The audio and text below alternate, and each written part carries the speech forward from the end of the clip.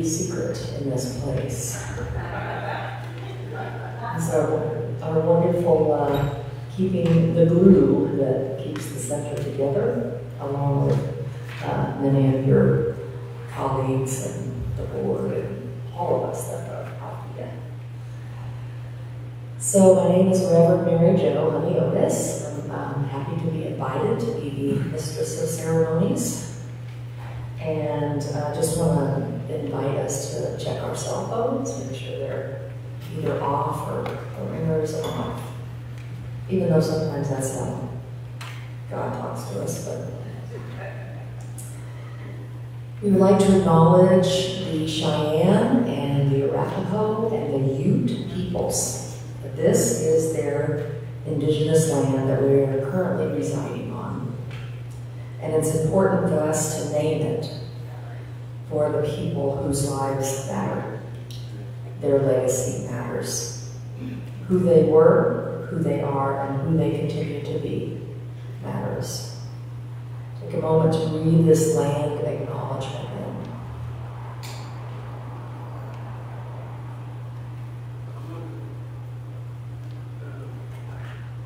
This place is sacred, and it is made even more holy by the land underneath it.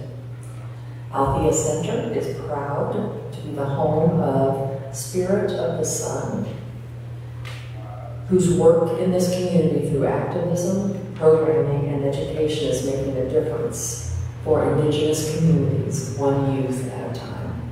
It's beautiful. So in this moment, we'd like to welcome you if you're here for the first time. We know that we're always in the exact place we're supposed to be. So we have a little gift for you if you're willing to just raise your hand and tell us you're here for the first time. Oh my, thank you. Keep those hands up for that.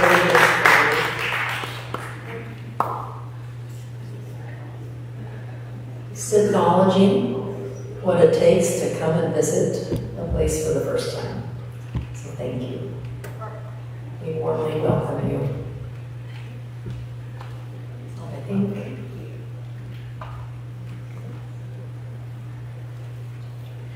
Callie will be for Lily.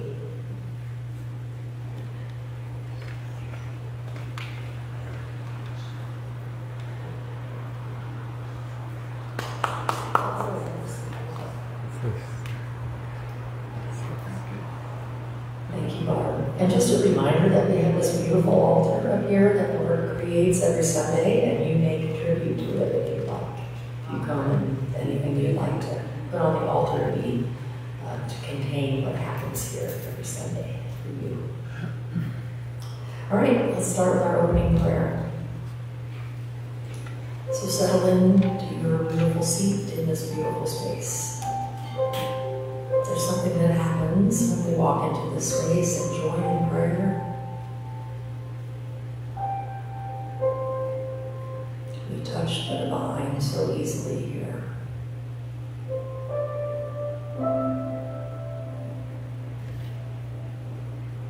Knowing that it is our very breath that is the evidence that we are not alone, that there is a higher, bigger power, intelligence, and love that courses through all life.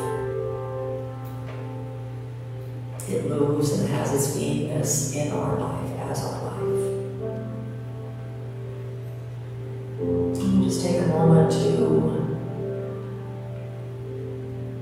be open and willing during this time for the offering that is given today. By the music, profound message, the community.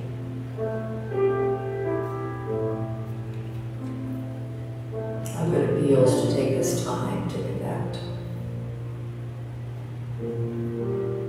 We bless this time together, knowing it is good and that it is just as it is supposed to be.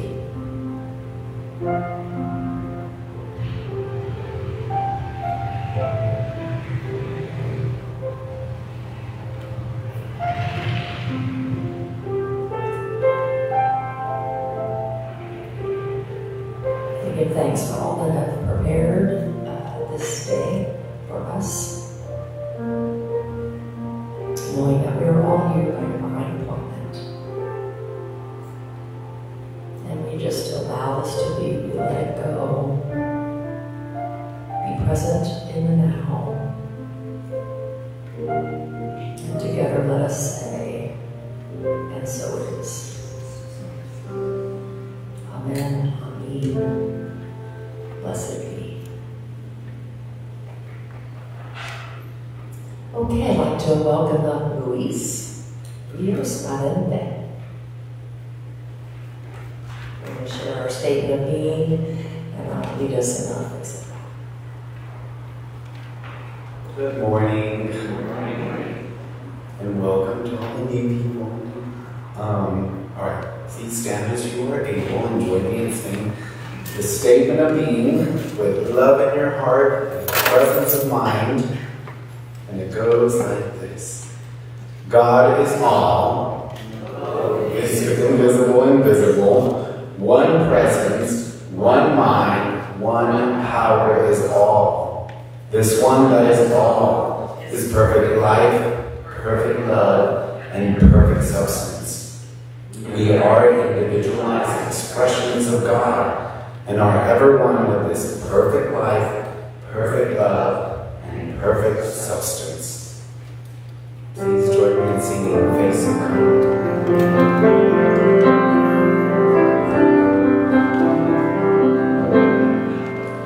You are the face of God. I hold you in my heart. You are a part of me. You are the face of God. You are the face of love. I hold you in my heart.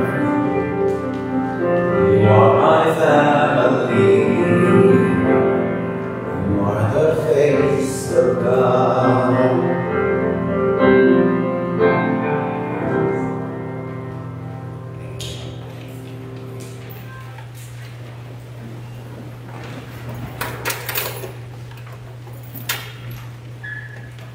So our featured musician today is Matthew Quiggley.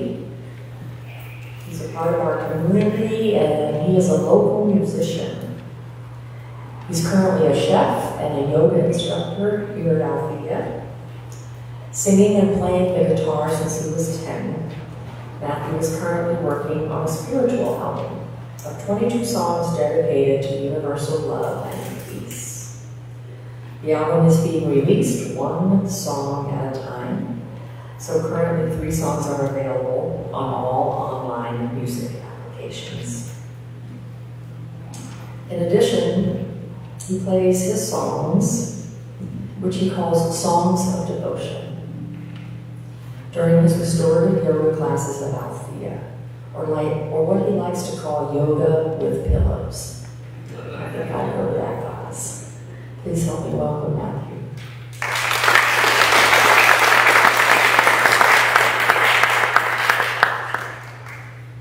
Thank you, Mary Jo. I put my glasses on and just put a light on me. So these are songs of devotion in the religion Hinduism. Way of inner peace is devoting your time, being in the moment, and so I create these songs of love, and I hope you enjoy. I'll meet you in Calcutta, setting up a picnic for 2. Lying on the ground, watching shadows of the clouds pass over.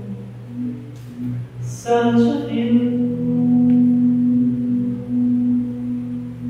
I walked down to the river, washing away all my pain and confusion. Love, it never stays.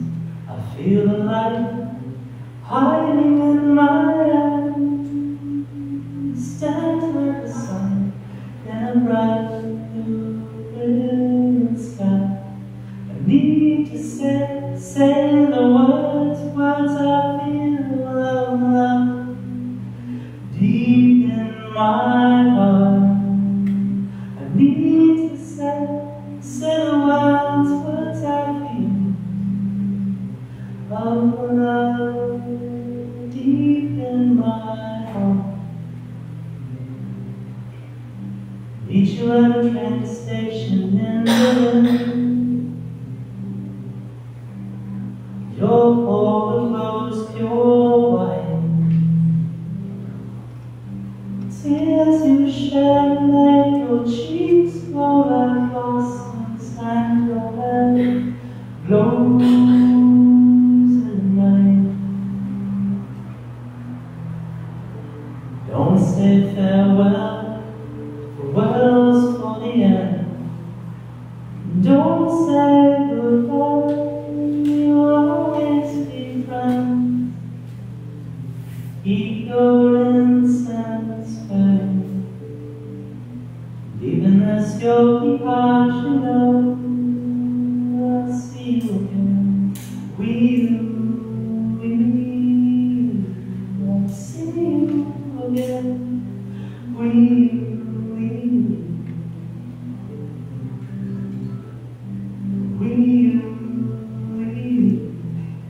I'll see you again. Meet you down on the pampas. Your stallion stands cherry-eyed. The heavens the wind like a feather. At sunset, your overflows orange and blue. Go to the river, wash it away, all my pain and confusion. I will never stay. I feel a light hiding in my eyes. Stands like the sun in a bright blue brilliant sky. Need to say the words I feel of the love deep in my heart.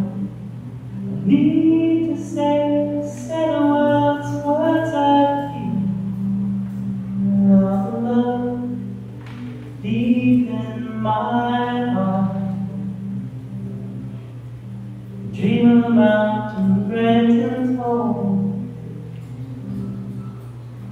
and to dance in the golden days road. You stand and you point to the moon and you say go, you can go.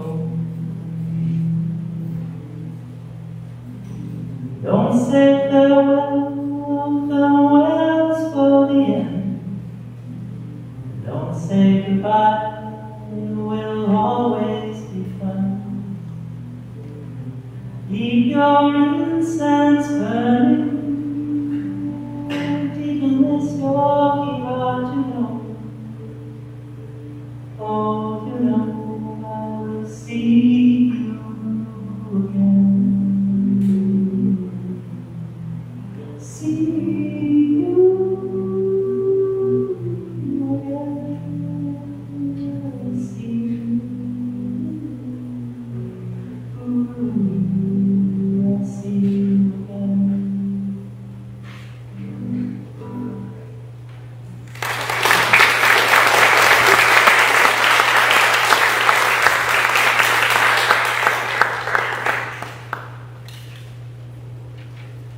Reading, Kate, come on.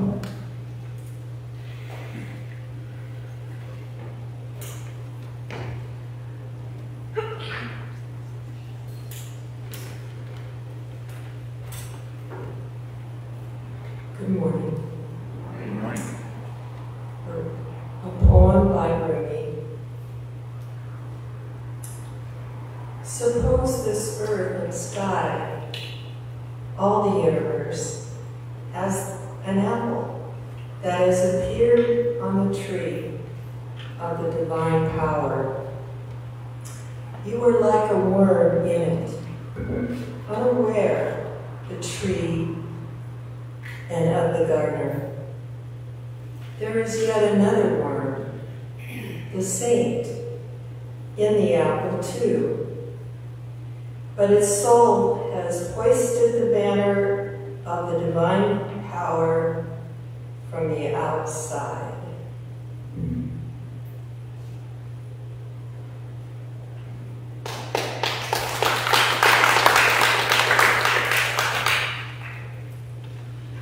Pouria, you're going to help us with that, right?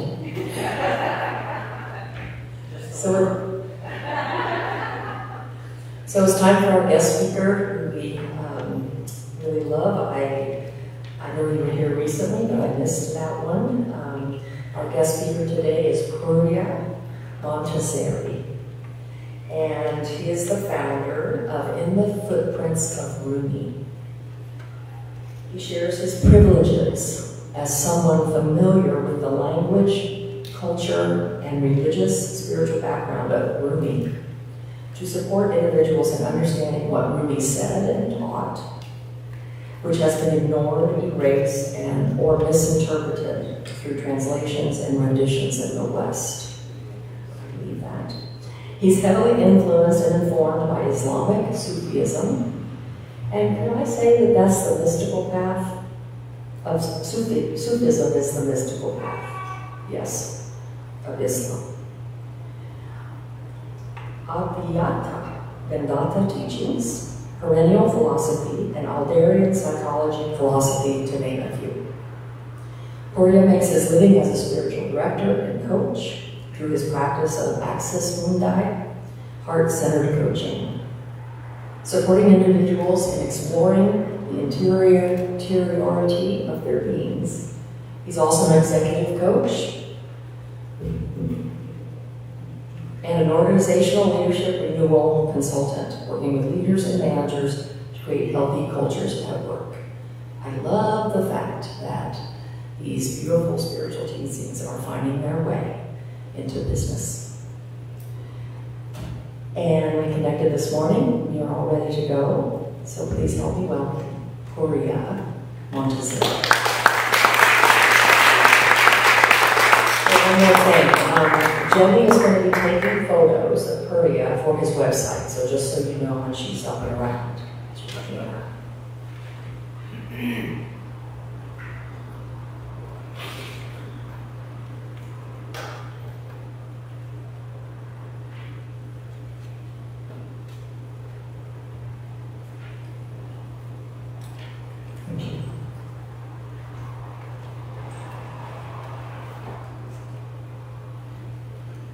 Bismillahirrahmanirrahim.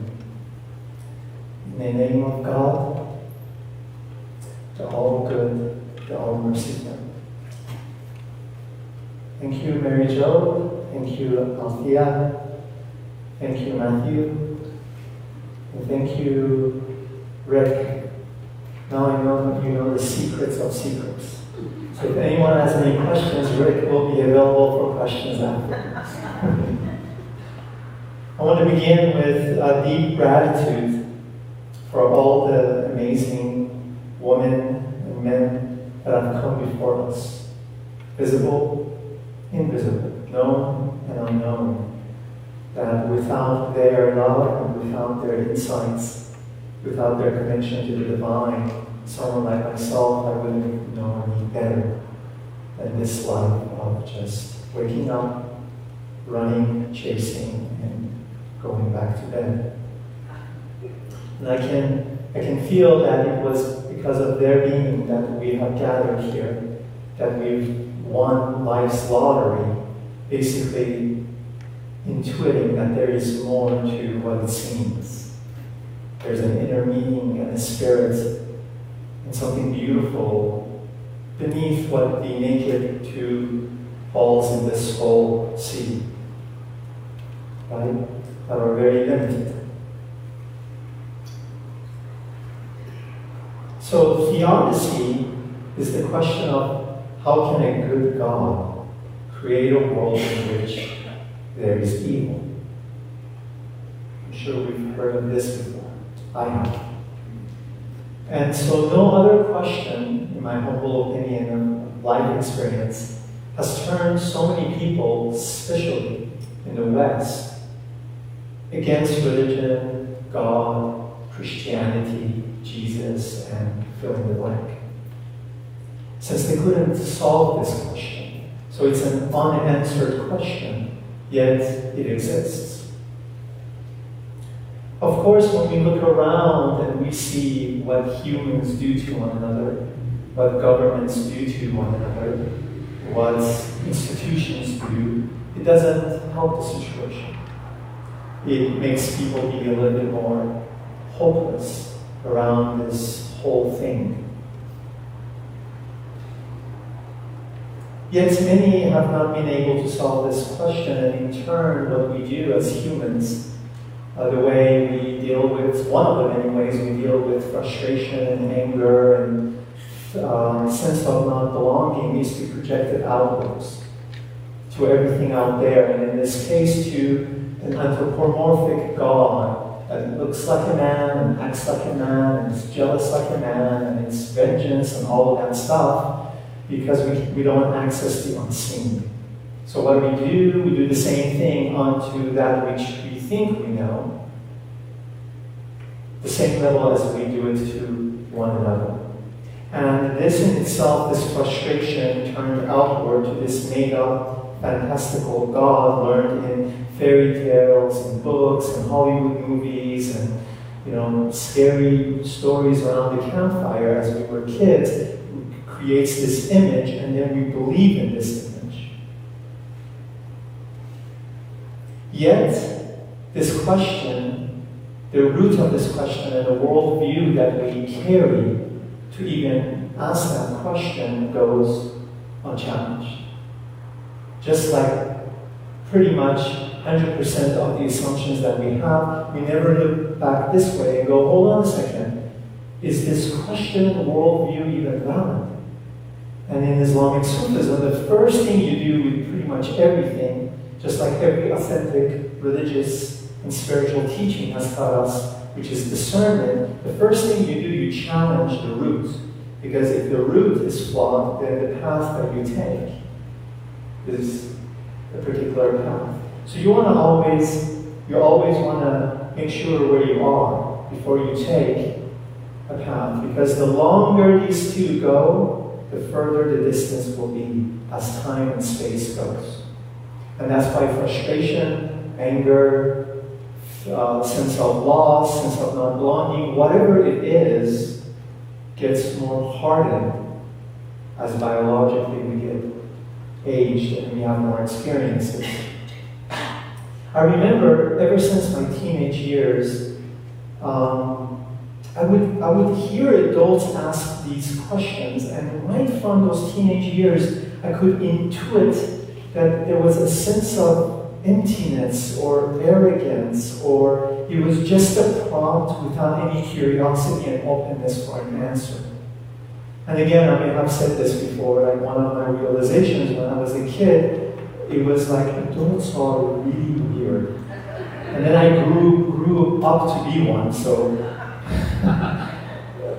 yeah, adulting is not good, especially the kind we do. So I simply couldn't understand, because for the God that I had understood to that moment from my family and culture and religion was a God, not a thing up there, not a guy in any shape or form, because in my language there are no pronouns. We don't have gender pronouns, so God was never referred to as he. So he or it needs to be shared because I'm using the language, English language, and not the original language. But the God that I believe in was beyond my understanding, who had created the world, who had created me, and was nothing but goodness and compassion. So ever since I was very young, I couldn't understand this question. And it was very clear that it was humans, those adults, that were doing all the harm. It's like right in front of my eyes. So why am I blaming a God for this existence? I couldn't understand that. And like the issue of the children in Africa was a classic one. I would hear it all the time. What about the children in Africa that are starving if there was a God? It was kind of like that classical one that was copied and pasted every time the rational mind had hit its inevitable dead end. What about the children in Africa? I'm like, well, what are you doing wrong?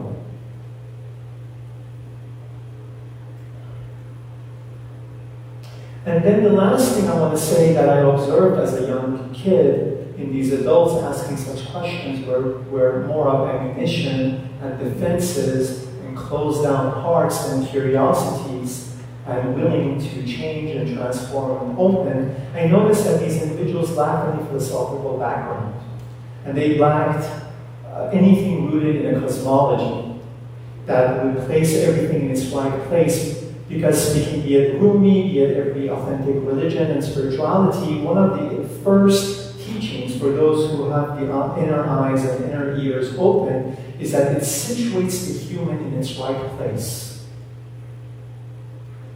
In that cosmology, you know where you are. And therefore, from that root, your curiosities and question are more accurate than you, in this case, playing God.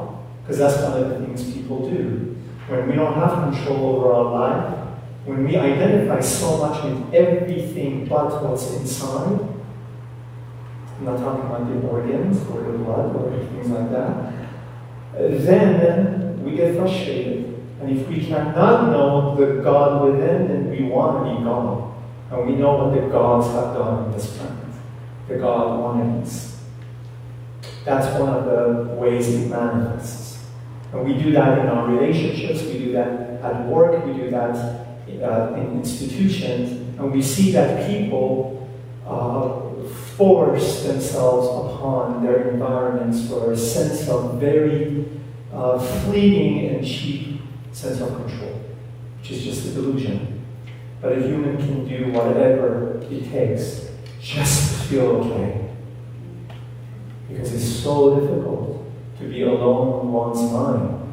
It's so difficult to look into the mirror and truly see who you are as a compass to then go to where you actually want to be. So we do so much to deflect and to dissociate.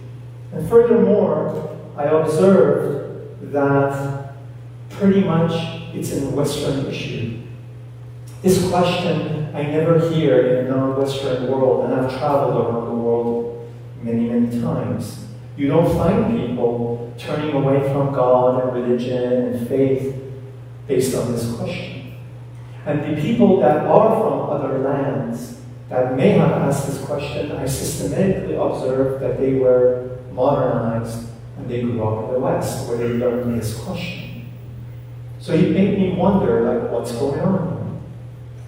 One of my living heroes, Dr. Sayyid Hussein Anas, who's a profound, perennial wisdom, frontier, and Islamic philosopher who's been a friend of Dalai Lama for the last 50 years or so, he said that, he mentions that one of the reasons for this question is the lack of understanding that the world is not God. The world was created. And there is a metaphysics behind the world. And because it was created, it automatically implies a separation. Even though this separation is illusional, but in the dualistic world, there is a separation. Otherwise, we would constantly feel and be attuned with and aligned with God, or whatever name the nameless needs to be named. So the root of this problem is mistaking the created with the creator. And only God is good. So separation implies distance from goodness, and the distance is the root of evil. It creates the root of evil. And in Islam and in all the authentic religion, when we go to the roots, the essence and the meaning of the word sin That has a lot of connotations, right? But then I invite you to not get caught on semantics. Go to the essence of what these words really meant that are in you. Is when we cover the truth, when we, sin is just a detour, a deviation from our source and core. And in Islam, the word kafir, which, lack of a better word in English, the sinner, is only the one or the aspect of us that covers the truth. And we know, we all have that. The ego, the false self, the imposter self, that covers the truth. The truth is in us. So that veiling of what is creates this, the root of this question.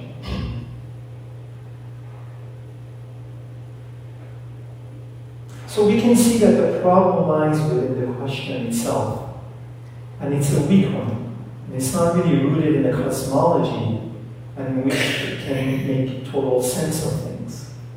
Because as the Sufis say, the world is always the world. The world is the world.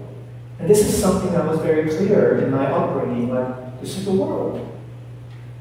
One of my best friends in film school was an atheist, a devout atheist, and people couldn't understand how we were best friends. He was making films about guns and sex and rock and roll and rape and all of this stuff which he just loved. Not that he loved this, but just loved to manifest that aspect of humanity, which is beautiful because that's part of Lila. And I was making movies that no one, including my professors, could even comprehend. Until he won, multiple international film festivals, and then they were knocking on my door, and everybody wanted to be on my set and volunteer, and then the professor's like, okay, tell me a little bit more about Tulip Corps, your film that won and put our school on the map.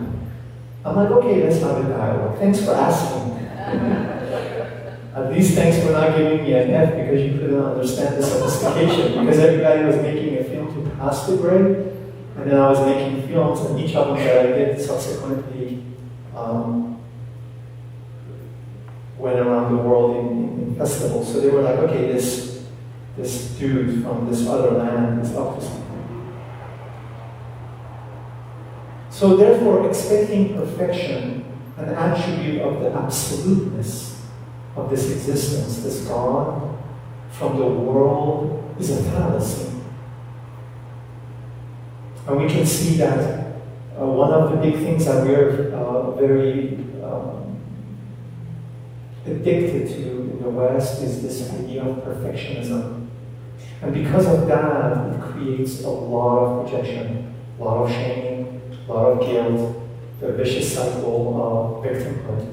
Because I don't know where it comes from, but we just project this perfectionism onto humans. Now, deep inside of us, there is the potential of that absoluteness. But if we don't discern and mistake the created with the absoluteness, then we create a lot of things. And we manifest and we partake in that, and we can see that even in the stories of the false gurus. But then there is no leadership without followership. So if we were honest, we need to look at both and how they co-created that together in the West. So this question has done a lot of damage, continues to foster victimhood, and create a lot of vicious cycle, because if then I'm living, I don't have this cosmology, and I'm living in a world whose created is just some random thing. It's got a big long beard because I saw that in Ben Hur growing up, or all the depictions of Jesus and everything on Hollywood movies, then there is no truth. And if there is no truth, there is no falsehood, and if there is none of that discernment, then it's a jungle. So then what's the problem? Why is that so hard? So why, when I was young, this couldn't make any sense to me? So let me tell you why. And I'm going to bring Islam here, and Islamic Sufism here, of just a few teachings of like how that cosmology doesn't give way to even asking this question. It asks actually a different question. So Islam taught me to ask a different question, and the right question in this context is, why did God create the world? Not that why does evil exist? Why did God create the world? And for many Christian theologians, it was like a mystery, or the best they could do is God loved the world and gave it its only son, which is, you can see that in the New Testament.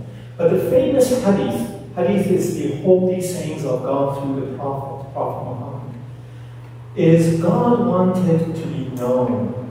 So God created the world, and it came from love and beauty. So in my cosmology, in my worldview, it was like, right, so God wanted to create the world, kind of like having a candle and having a bunch of mirror around it, like unlimited mirror around it. The candle wanted to be known, so it's reflected on the existence, the infinite mirrors of different shapes. And then we're caught in the reflection of this candle. And we take the reflections of this candle in the center of our heart, we mistake that with the candle that's actually in the middle. So it's the self-disclosure of this infinite existence, like God. It's the self-disclosure of it that creates the world. And it's the self-disclosure that is in the scripture, in the world, and it's in the human being. That I'm standing here, you're sitting there. We are the same self-disclosure of God. And so, if God is absolute goodness, nothing else can be pure goodness, because nothing else can be God. Nothing else can be that candle in the middle. The rest is all reflection. And then imagine if they're different sizes, mirrors, some of them are distorted, some of them are big and small and just infinite. And that's the universe. And yet, the truth is in the middle. And that's why the authentic spiritual practices is to bring us from the reflection and guide us back to the core, to the source, to the absolutes. And so then in Islam again, just like other religions, says that God created the human being in his own image. But it's more accurate to say in his own form. Not in external, visible, fleeting images, which even there is sacredness and beauty in the form. That's where sacred art, sacred science, sacred numbers, sacred geometry come from. That even the form is sacred should we see the form from the right perspective. But it's the inner qualities, inner attributes of this existence that we were created in. In Islam is the 99 names of Allah. And these are not just names, these are the attributes that we embody. And we can find that in the Hindu cosmology as well, that these gods and goddesses are not these objects to be worshipped externally, are the potentiality within us, from beauty to majesty to destruction, but everything, all encompassing, to bring about justice in this world. As we will quickly see, I just have a little bit of time left. So getting to these attributes, to know like how were we created in the image of God, requires ways to go beyond the rational mind. And a couple of more things from Islam to make meaning of this. The Prophet has a beautiful holy saying through God, another hadith that informs the Muslim and has informed the Sufis, and said that a human being has a very interesting situation. If the human being moves towards its base and its falsehood, it becomes worse than the beasts. But if it aspires to its essence and goodness and higher attributes, it goes beyond the angels.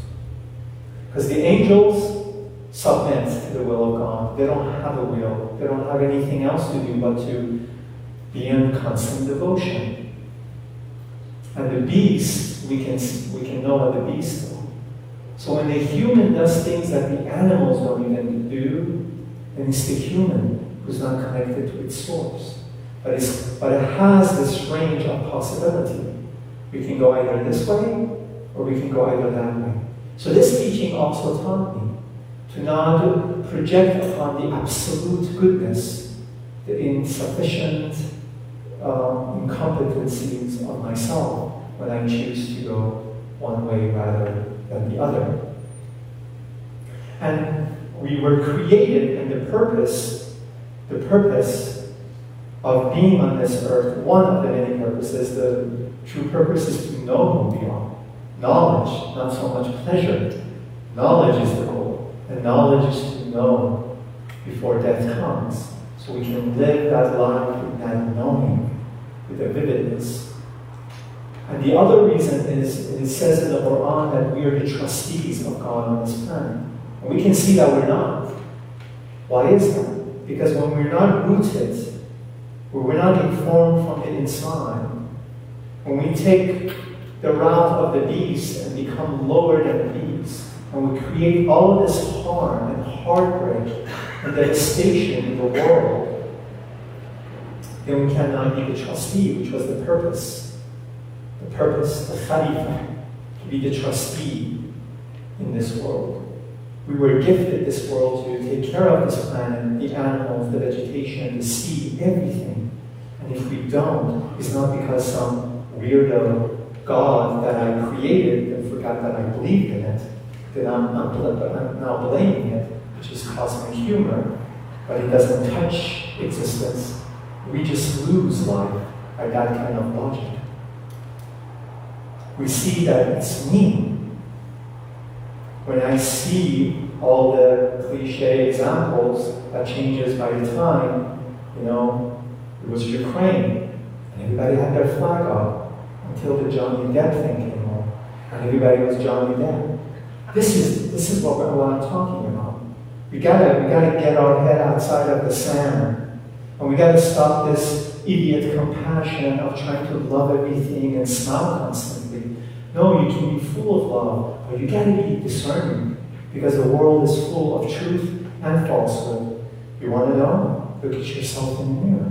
So when you see Ukraine, or you want to talk about the starving children in Africa, raise your hand if you haven't partaken in them, consciously or unconsciously.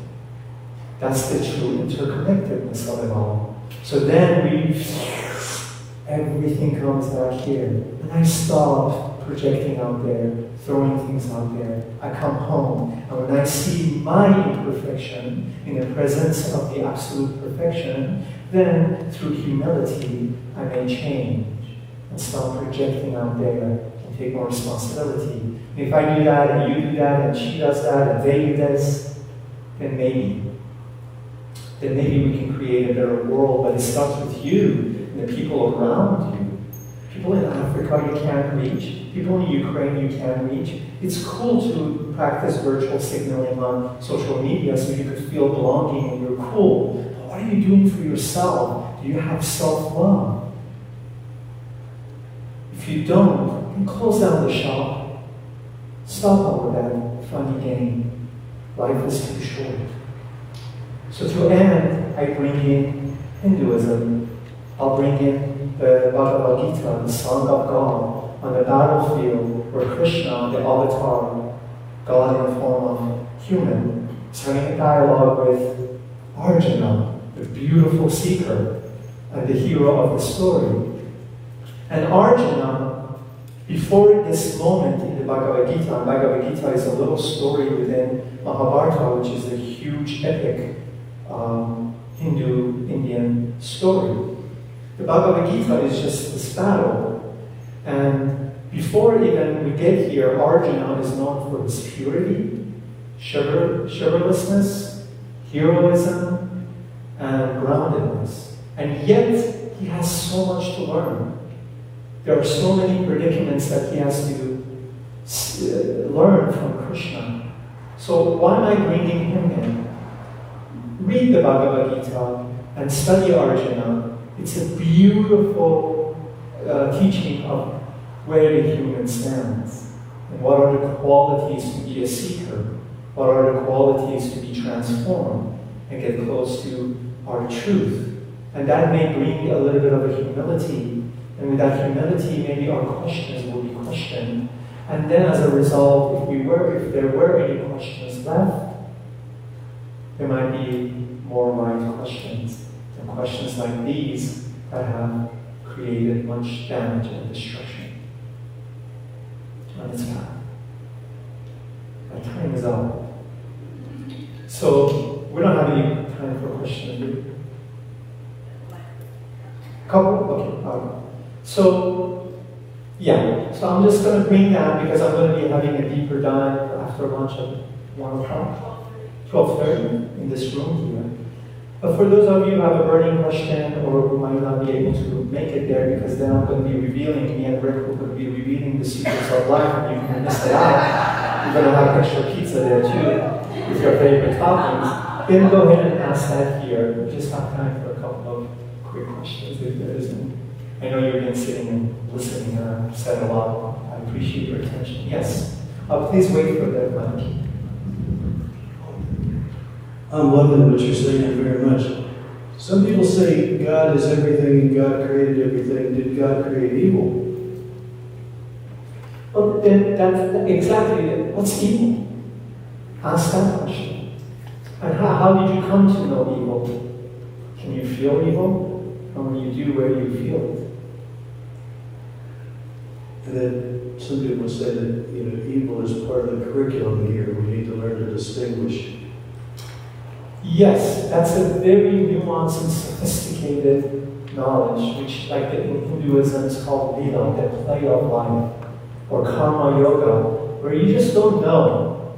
You just don't know. Like even your heartbreak, or even the loss or devastation, they're in this bigger perspective. It's a perfect unfolding of something, but the plan is goodness. The plan is for you to come home. But on this path of the duality, crazy things happen. Now, if I don't understand it bigger, and I just look at that, then my view is a little bit more narrow, then I could just single that out and go, why to me? Why bad things happen to good people? That's a little bit of a narcissistic question in this perspective. So we're being invited to a bigger perspective. But it's so much fun to blame somebody else. Oh, it's very convenient to blame anything and everything outside. That's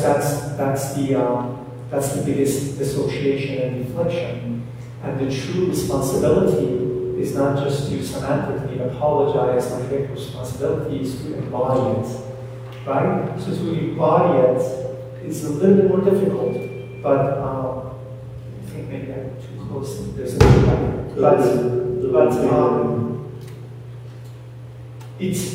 the thing is this. The general rule is this: in pretty much everything, we take the cheap route. What I mean by that is, be it suffering or pain or loss or evil or what have you, facing them requires a little bit of time to have a long life of benefit.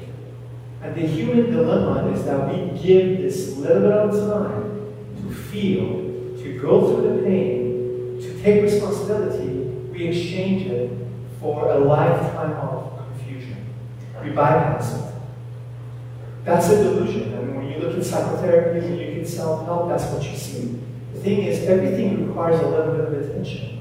But we don't have those muscles, and we're very afraid. So therefore, we don't want to touch it. We think it's going to last forever. But in reality, everyone's life will show that when you face it, it's gone in a short time in comparison to the other version where then you carry it for the rest of your life. So we trade and we can't discern between the long-lasting and the fleeting sad. So yeah, in that world, it's young to blame the other. And victimhood in this age is the new identity. And if I take that away from you, you're going to fall. So you'll do everything to be a victim. And if you're a victim, I'm not saying people are not victimized. I'm not saying that. But if you identify with something, identify with anything, chocolate cake, it's limiting. And then all you see will be chocolate cakes. Just like a hammer and a nail. If you're a hammer, you'll see nail everywhere. So question this way. Thank you. Well, thank you. One last one, maybe? Yes. I hope my voice didn't put you to sleep like last time. I remember you. Well, thank you. So, I'm just kidding, me about all this. I remember you too. Yeah, I was up here. So, you talked about the mirror. Could you speak a little bit more about how the mirror can help us grow and understand ourselves better to get to the truth? And I speak in terms of some of our contemporary tools like psychotherapy or dream interpretation. Can you talk about that? Yes. Sure. Briefly. It's very simple, so you gotta really pay attention. Just like everything in life, it's the human mind that has to make it complex. Do you question that when you look into the mirror? Do you even question the fact that that which you see is or isn't you? Is that a rhetorical question? No. I mean, I don't have the life is too short. I don't want to play you. Who's in the mirror? I think it's me, or part of me. Is it?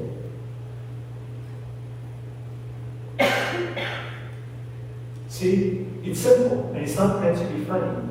It's simple, but it's a tragedy of the human dilemma because of its condition.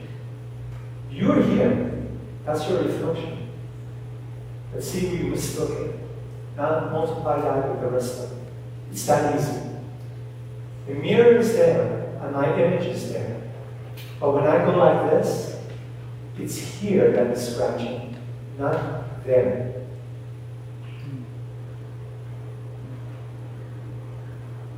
One more. I'll do this with you. Put away everything you've known for just a second, or you've been told. Point at me.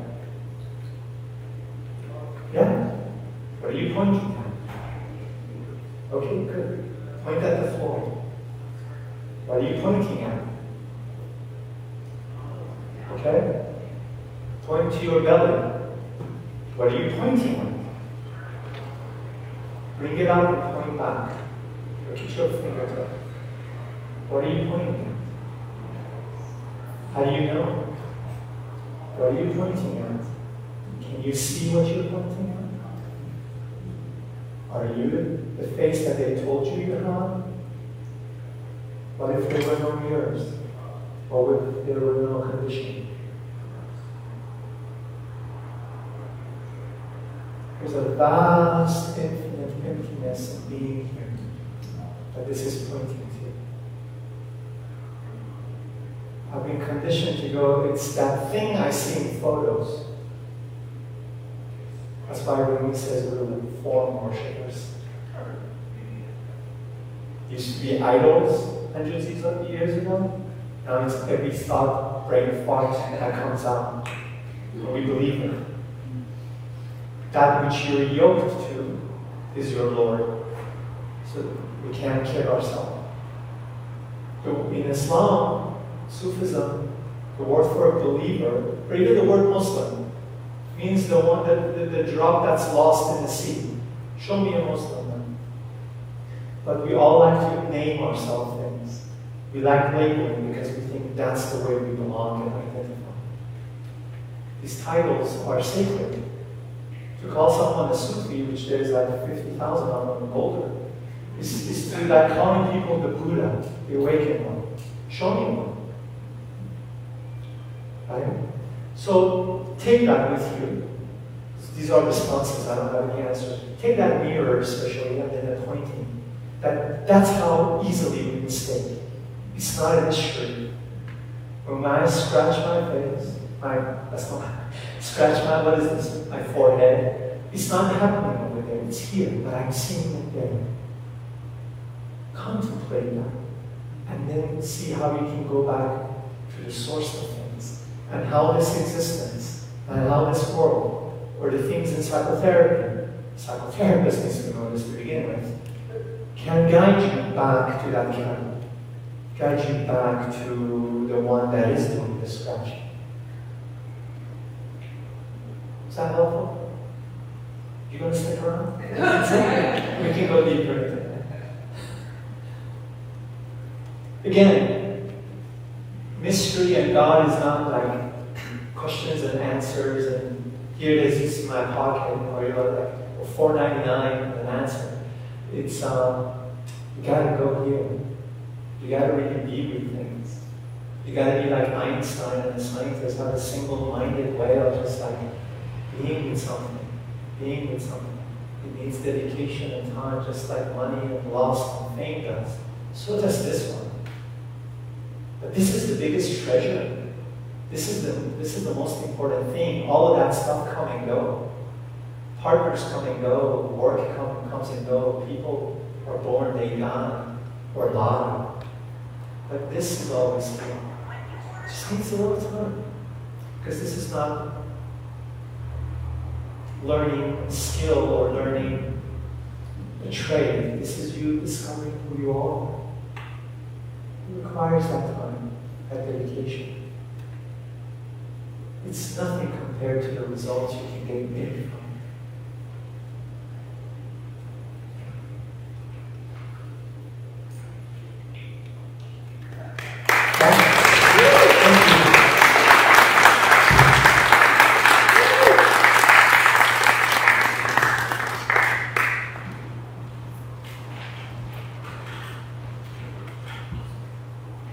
So many morsels of wisdom, huh? My favorite was the God created the earth so that it could be known. About that. Okay, it is time for our conscious giving. So if I could have the ushers come forward. So money is energy, and this invitation for you to give is about participating in the flow in your life. And so what you are doing is you are voting with your dollar that this beautiful time today inspired you and that you want to support the presence of Althea here. We do not have we don't have a mother or father church somewhere supporting us. So just thank you so much for your gifts and being in the flow is one of the tools that I'm sure that Pouria teaches, and this is just a good practice for you to offer some of your energy in the form of money to places and people that inspire you. Keeps you in the flow. Look and watch for the gifts that come. And I think we're bringing this energy now up to the front. And we have an affirmation. So let us all repeat that together. The universe provides all that I need and all that I give. With great joy, I share my prosperity, planting seeds for a world I'm helping manifest, and so it is. Amen.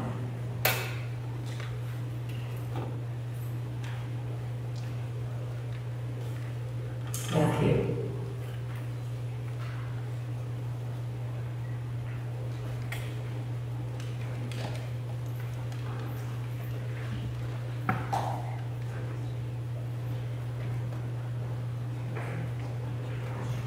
Thank you, Mary Jo.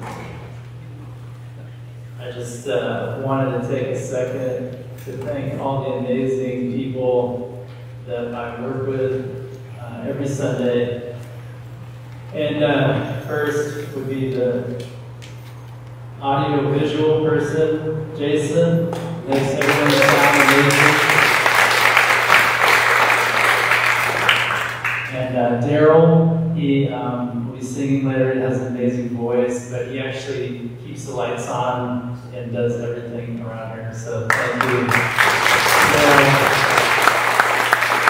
And all the people I work with in the kitchen, Chef Carrie, Barbara, Peter, Laura, Candy, Aaron, all of these people, Serona, they make it happen. So thank you very much for all that work.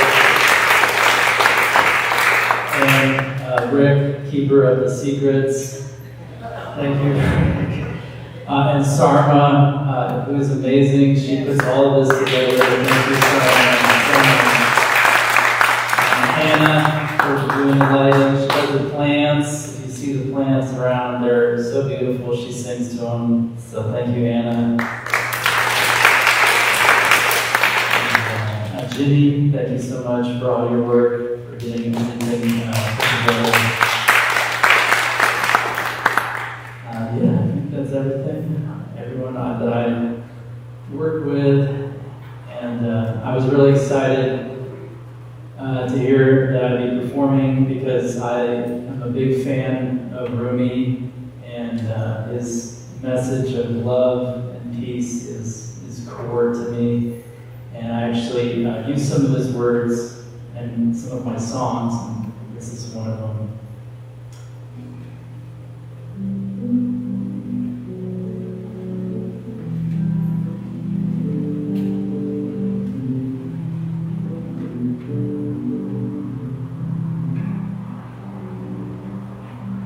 My inner eye glows so bright every time I stand in your presence, and my soul wants to rise. Every time I hear your heart fall like a fish wants to dive from the dry land to a great blue ocean, like a fountain wants to fly high above green emerald forests. Don't let the sky turn blue without you. Don't let the moon shine on the road. Don't let the earth spin off without you. Don't let the days pass you by. We got things to hold on to.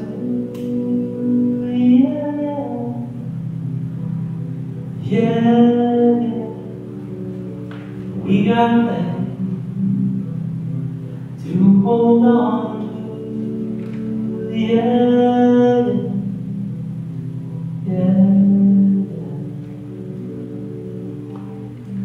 Day comes to an end and I'm tired. I watch you brush your hair, turn and smile. Summer sounds mix with a gentle breeze that goes by, and I begin to dream that I feel your hand inside my hand. I feel my heart inside your heart, and I look deep, deep into your eyes. I see your love like a warm sunrise, and a dream begins to fade away like smoke on an autumn's day, and the dream begins to fade away like a warm soft summer rain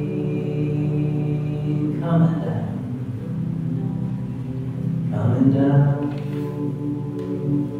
coming down. And I wait till the rainbows come, then I wait, then I wait till the rainbows come, then I wait, yeah. My inner eye glows so bright every time I stand in your presence, and my soul wants to rise every time I hear your heart calling like an angel wants to dance. They see the sun rise over the mountains like a light beam wants to shine every time the darkness comes closer. Don't let the sky turn blue without you. Don't let the moon shine on you. Don't let the earth spin off without you. Don't let the days pass by. We got things to hold on to. Yeah, yeah. Yeah, yeah, we've got things to hold on to. Yeah, yeah, yeah, yeah, yeah.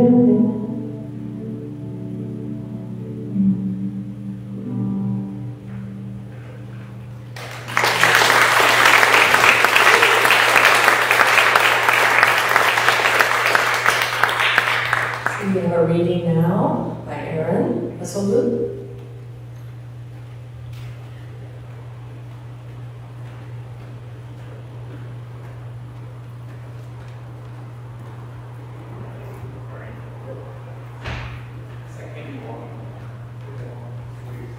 Thank you very much. Morning. Morning. It is so great to see all of you here. Bigger crowd than we've had in a while. It's really fantastic. Okay, this is Neil Donald Walsh, one of my favorites, that I thought was poignant for today's topic. Your very purpose in life requires you to select from a growing collection of endless phenomena, a scattering few, which you call evil. For unless you do, you cannot call yourself nor anything else good, and thus cannot know or create yourself. By that which you call evil, do you define yourself, and by that which you call good. The biggest evil would therefore be to declare nothing evil at all.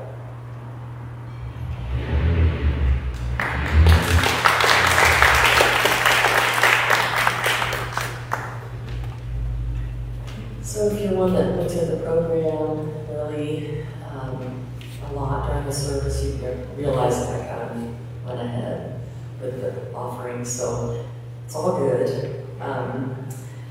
And now it's time for prayers of the people. So we're gonna, Sarma, and microphones are here, so if you have prayers that you'd like to speak out into the space. Well, I'll start. Since I have the microphone, I'll start. I'm Marilyn, and I have prayer requests, support requests for two people. One is my wife's daughter, Maggie, who lost her job the 1st of June and is struggling. I'm just having a hard time getting things together. The other is for my sister-in-law, and that's where Judith is with her, taking care of her. She had a double mastectomy, and we thought it was going to be stage 1, but it's stage 2. That was cancer in the lymph nodes. So I'd like to have prayers for her. Thank you. What's her name? Her name is Stephanie. Sister is Stephanie, daughter is Maggie. Daughter Maggie. Stephanie.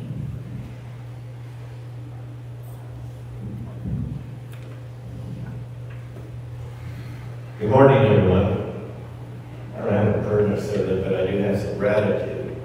And one is that the doors are open to a place like this where people of like mind can come together and have communion with each other.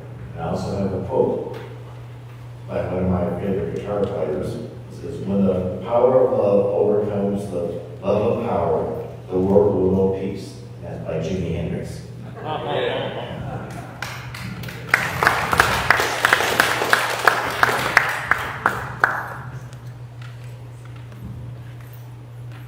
Prayers of the people. That's you.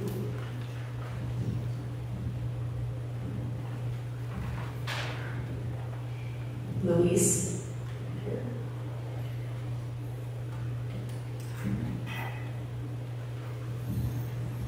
In the month of August, Denver Public Schools are opening up to teachers, staff members, principals, psychologists, and most importantly to students. So I ask for prayers of protection and joy and a new year of learning, and just I just imagine like this dome of golden, radiant, beautiful white light over all the schools of DPS, over all the schools in all the United States and all the world.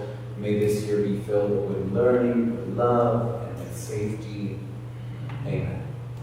Amen.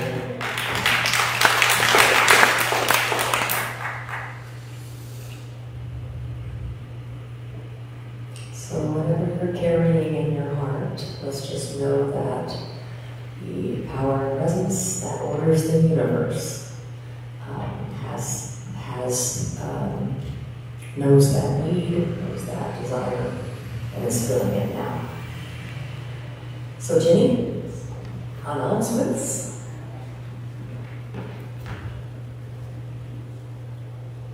Thank you, Mary Jo. Good morning. I'm Jenny, and I am part of the team that brings you Sundays, amazing speakers like Pouria. Big round of applause.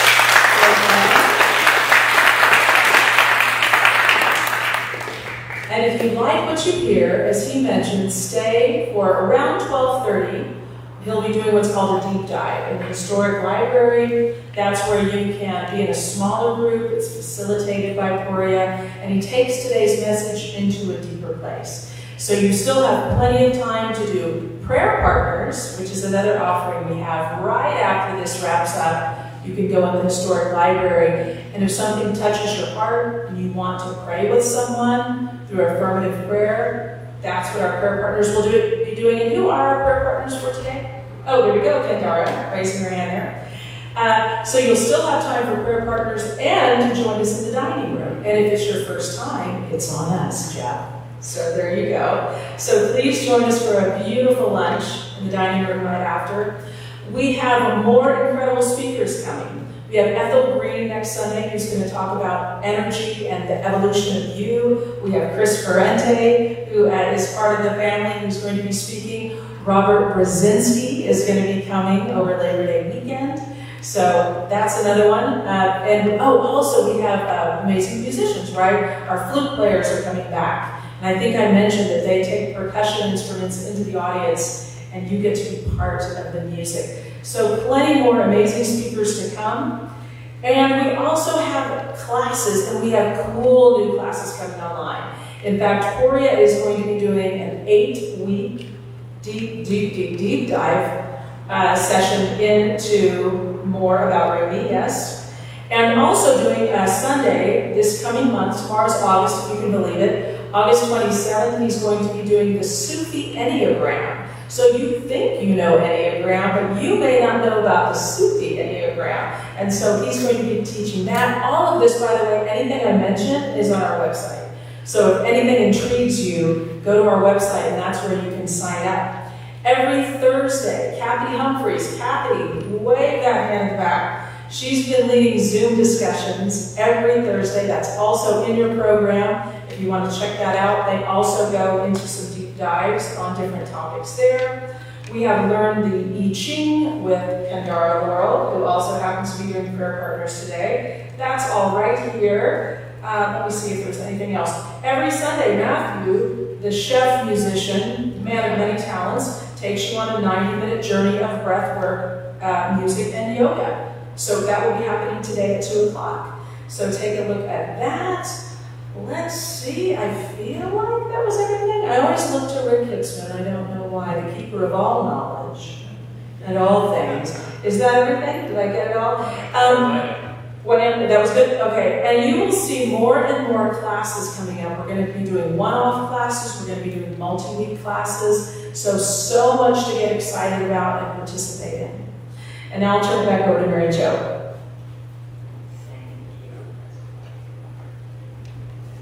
Okay, it is time to close us out in prayer. So if it's comfortable for you to close your eyes and just focus on your breath, that allows you to become present. If you're ever in any situation that kind of gets centered in, then just consciously focus on your breath, and that will bring you into the present moment. Give yourself the gift of that now.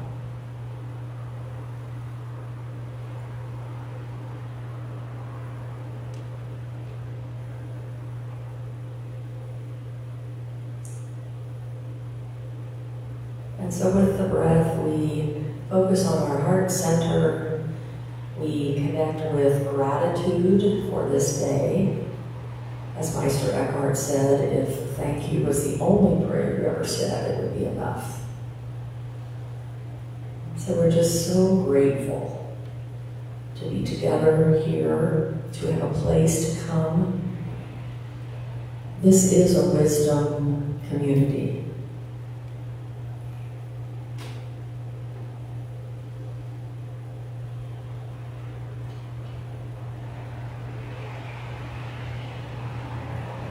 And I hold for all of us that the wisdom that we share today becomes active in our life, that we become curious for more, and we find those places in our life where we can practice connecting with the divine that has come forth through all faiths.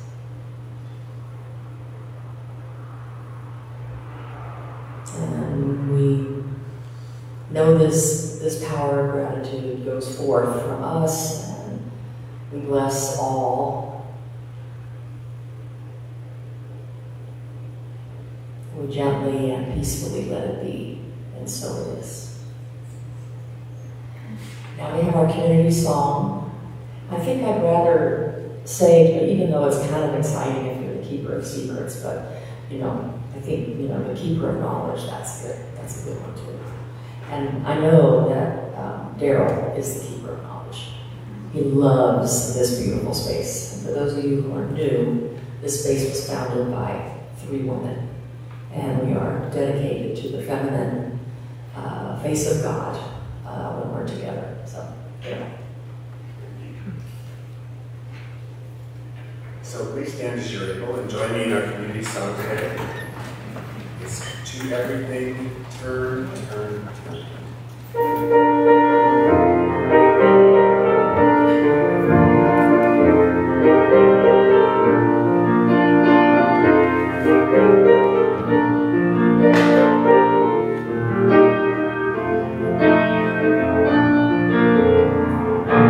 To everything, turn, turn, turn.